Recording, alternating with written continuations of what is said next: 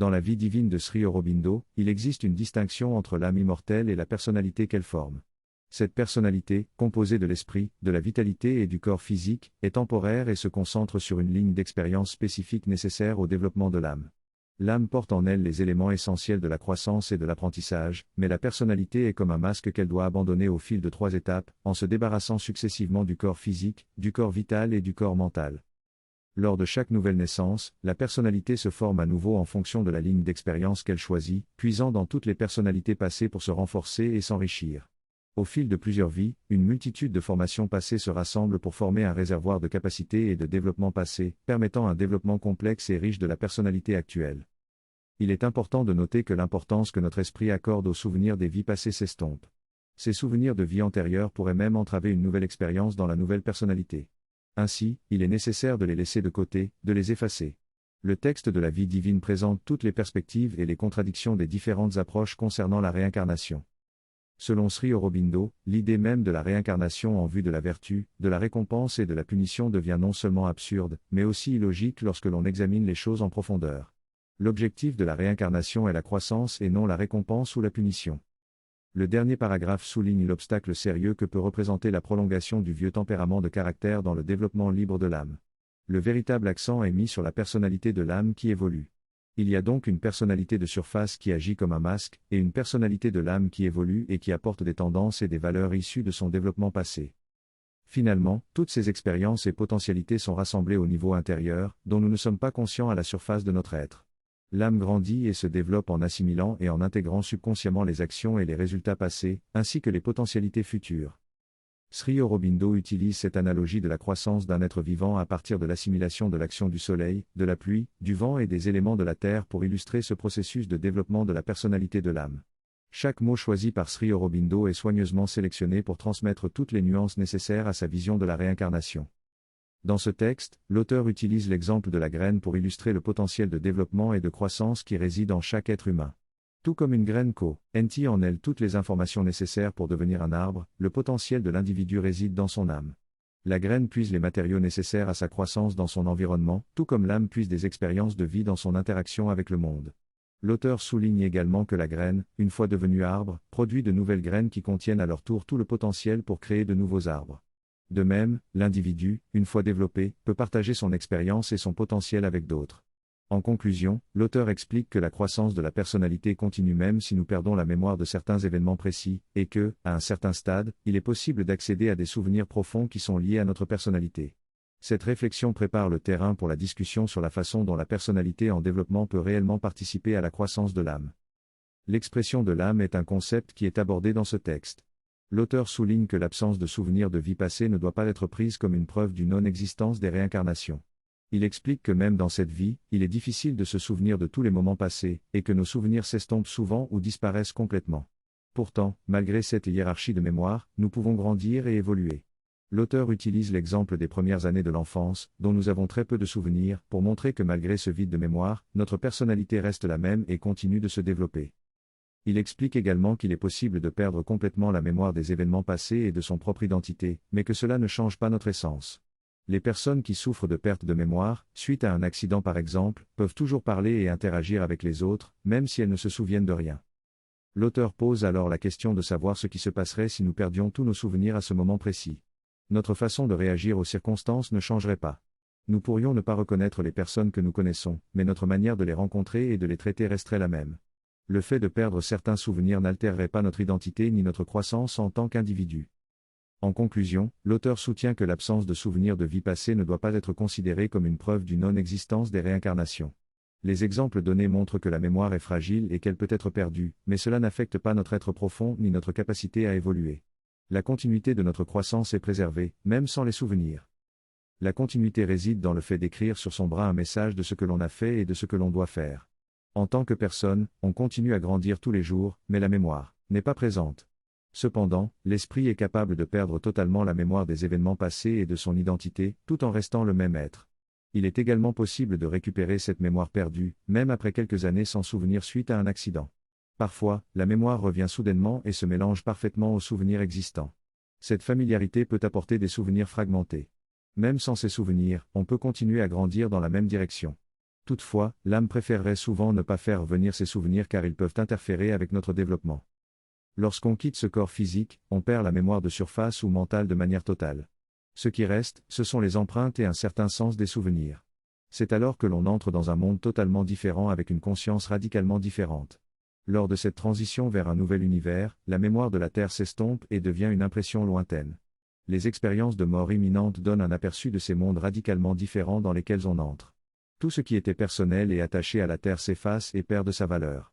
On rentre chez soi, dans un endroit familier, comme après un long voyage, et les souvenirs de ce voyage s'estompent rapidement. Après avoir effectué cette transition radicale vers un nouvel univers, on doit prendre un nouveau corps et s'incarner. Malheureusement, à l'heure actuelle, nous ne sommes pas capables de rassembler directement la matière physique pour former notre corps physique. Nous devons dépendre du processus de naissance biologique de la nature. Cependant, dans les mondes mentaux et vitaux, où la matière est plus malléable, on peut rassembler simplement la matière pour former notre corps mental et vital, puis le nourrir de notre personnalité et grandir à partir de là. Dans le futur, il serait souhaitable de pouvoir également rassembler la matière physique. La seule limitation est que cette matière physique est rigide et dure, ce qui oblige à avoir un corps prêt dans lequel on peut insuffler sa conscience au lieu de pouvoir la rassembler directement.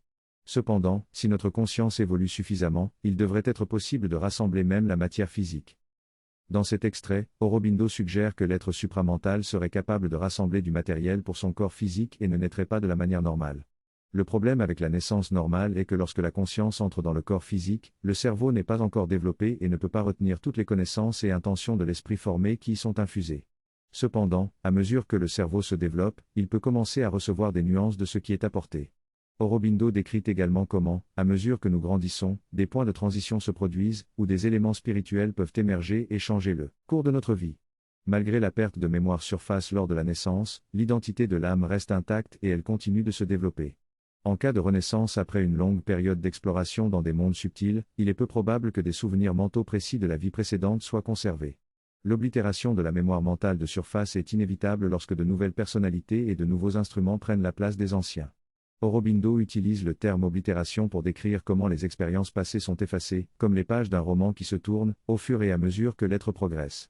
En fin de compte, ce qui est important est que l'identité de l'âme et son développement se poursuivent, quelles que soient les vies et les personnalités qu'elle traverse. L'existence d'un corps physique n'est pas nécessaire pour que l'âme puisse avoir une expérience différente. Lorsqu'elle souhaite avoir une expérience totalement différente, elle doit rassembler de nouveaux matériaux. Les souvenirs ne peuvent pas revenir dans ce nouveau matériel, car ils sont conservés dans la partie subliminale de la personnalité, derrière la partie consciente. Les capacités et les souvenirs sont stockés dans ces régions subliminales, qui sont beaucoup plus vastes que notre personnalité consciente. L'accès à ces régions peut se faire par la méditation profonde, l'hypnose partielle ou même pendant le sommeil profond. Les expériences dans ces régions subliminales peuvent se manifester sous forme de rêves ou de souvenirs pendant l'hypnose. C'est pourquoi certaines personnes sont capables de se rappeler des vies passées sous hypnose profonde et sans les projections du hypnotiseur. Cependant, il faut faire attention aux suggestions de l'hypnotiseur, car elles peuvent influencer les souvenirs qui émergent. Le biais peut brouiller et même conduire à de faux souvenirs sous hypnose, donc ces méthodes ne sont pas fiables. Cependant, si l'hypnotiseur vient sans a priori et si la personne est plongée dans un état suffisamment profond, il est possible d'accéder à des souvenirs certains ou à des impressions distinctes. Mais pourquoi y a-t-il cette séparation ? Pourquoi ne pouvons-nous pas accéder à ces couches plus profondes ? L'auteur explique que cette séparation est nécessaire car la nouvelle personnalité doit être construite en surface sans référence consciente à ce qui se trouve à l'intérieur. Notre personnalité en surface est en effet formée par une action venant de l'intérieur, mais cette action n'en a pas conscience. Elle se croit auto-formée, déjà faite, ou formée par une action mal comprise de la nature universelle. En fin de compte, l'auteur souligne que tout comme le reste de l'être superficiel, notre personnalité en surface est donc formée par une action venant de l'intérieur. Cela signifie que cette action implique un processus de construction de la personnalité de surface, guidé par une couche intérieure, qui se manifeste par des impulsions pour orienter le comportement ou la réponse de la personnalité de surface. Cela crée des habitudes et des réflexes, tout comme les instincts chez les animaux. L'auteur donne l'exemple des animaux confrontés à des situations nouvelles pour lesquelles leurs instincts ne fournissent pas de réponse prédéterminée. Dans ces cas, une conscience intérieure guide leur comportement et leur permet de s'adapter à leur nouvel environnement. Cela démontre que la personnalité de surface est construite par une action venant de l'intérieur, qui guide le comportement et crée de nouvelles habitudes pour répondre aux situations changeantes. De même, l'auteur évoque le processus de formation des instincts chez les espèces animales, où une conscience intérieure pousse les individus à adopter des comportements particuliers en réponse à des dangers ou à des changements environnementaux. En résumé, l'auteur explique que la personnalité de surface est formée par une action venant de l'intérieur, guidée par une conscience ou une couche intérieure qui impulse des comportements et crée des habitudes en réponse aux changements et aux défis de l'environnement. Si l'on remonte les étapes de l'évolution, on arrive à quelque chose qui est presque au niveau des bactéries lorsque celles-ci absorbent des matières à travers leur peau pour se nourrir. Il y a un déclencheur qui les pousse à prendre ces substances et à refermer la barrière par laquelle elles les ont absorbées. Cet instinct premier serait formé par une impulsion interne poussant les bactéries à développer cet instinct, puis, au fur et à mesure de l'évolution vers des structures plus complexes, cet instinct façonnerait de nouveaux schémas de comportement. À chaque étape de complexité, cet instinct ajouterait une nouvelle couche d'apprentissage. Ainsi, toutes les complexités de notre biologie, nos émotions et notre esprit sont façonnés par ces instincts qui prennent du temps à se développer et sont formés par une interaction entre une impulsion interne et notre environnement. Par exemple, lorsqu'un enfant fait face à une situation où il est insulté, il réagit normalement avec de la colère, de la tristesse, etc. Mais il y a une impulsion interne qui n'est pas satisfaite de cette réaction et qui le pousse à s'interroger sur ce qu'il voudrait ressentir et comment il voudrait réagir. Cette impulsion l'incite ensuite à faire l'effort nécessaire pour corriger sa réaction initiale. Il y a donc une interaction entre notre surface consciente et cette impulsion interne qui nous pousse à grandir et à évoluer. Il existe des exemples concrets de cette interaction, comme celui d'un enfant qui se dispute avec son meilleur ami. Une enseignante observe la dispute sans intervenir, mais elle encourage l'enfant à faire preuve d'introspection. En posant des questions simples, elle l'amène à reconnaître ses émotions, à exprimer son désir de renouer avec son ami et à identifier les obstacles qui l'empêchent, de le faire. Ce processus d'introspection accélère la formation de la personnalité de l'enfant et devient un modèle pour surmonter les défis futurs. Cette interaction entre notre surface consciente et l'impulsion interne qui pousse la formation de notre personnalité se déroule tout au long de notre vie. Il y a une connaissance précise à l'intérieur de nous, mais elle doit passer par notre personnalité confuse et être guidée par des impulsions pour y accéder. Ces impulsions peuvent provenir de l'extérieur, comme dans le cas de l'enseignante qui aide l'enfant à s'introspecter, ou de l'intérieur, lorsque nous sommes confrontés à des défis et ressentons cette douleur dans notre poitrine. En résumé, notre personnalité est formée par une interaction entre une impulsion interne et notre environnement. Cette impulsion pousse à la croissance et à l'évolution de notre personnalité, mais elle n'est pas consciente à la surface. Elle peut être aidée par des interventions extérieures ou par notre propre introspection pour accéder à une connaissance intérieure plus profonde et façonner notre personnalité de manière alignée avec nos valeurs et notre véritable désir. Il existe un processus inconnu qui peut se former de manière fragmentaire. Malgré les obstacles presque insurmontables, il arrive que des souvenirs de vie passée restent parfois présents. Cependant, la plupart du temps, ces souvenirs sont effacés lors du passage à un autre monde, abandonnant toute personnalité passée et rassemblant de nouveaux éléments. Malgré cela, quelque chose persiste.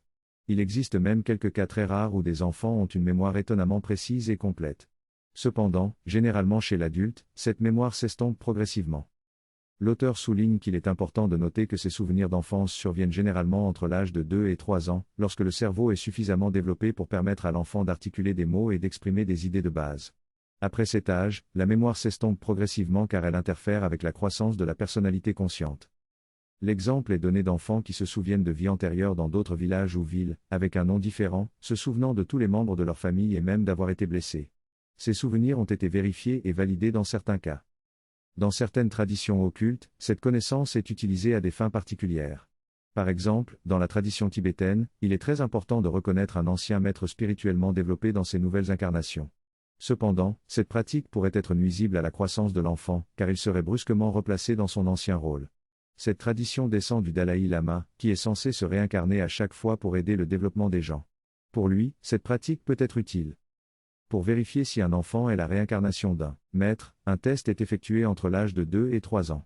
L'enfant est placé dans une pièce avec différents objets, certains ayant été utilisés par l'incarnation précédente et d'autres plus attrayants pour les sens. Si l'enfant va directement vers les objets qui lui étaient familiers dans sa vie précédente, cela est considéré comme une vérification. D'autres signes sont également recherchés pour valider cette hypothèse. Vers l'âge de 3 ans, un changement important se produit, où la personnalité vitale prend le dessus et est ensuite suivie par la personnalité mentale. En psychiatrie, il est reconnu qu'il est préférable d'étudier la personnalité de l'enfant après l'âge de 3 ans, car c'est à ce moment que la personnalité vitale se manifeste avec ses tendances liées au désir. L'auteur conclut en affirmant que les souvenirs de vie passée peuvent parfois émerger lorsque l'être commence à se développer et que l'aspect intérieur prédomine sur l'aspect extérieur. Cependant, ces souvenirs n'apparaissent généralement pas sous forme de détails précis, mais plutôt sous forme de perception des éléments qui composent notre être actuel. Cette discussion vise à prouver que le fait d'oublier la mémoire ne nie pas l'existence des renaissances. Lorsque la mémoire revient, elle se présente sous forme d'aberration mais peut également servir un but. Lorsque l'être humain se développe, son moi intérieur devient prédominant sur son moi extérieur, ce qui est essentiel à comprendre pour favoriser cette transition. Cependant, notre système éducatif encourage souvent la prédominance du moi extérieur, ce qui nuit au développement du moi intérieur. Au fil du temps, les fausses valeurs et les habitudes perverses de la personnalité extérieure finissent par étouffer le moi intérieur. À ce stade, l'être intérieur peut appeler à l'aide divine pour corriger cette perversion.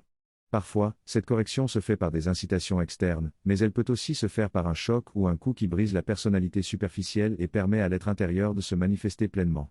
On peut observer cela dans des exemples concrets, comme des personnes ayant vécu des accidents violents ou des expériences proches de la mort.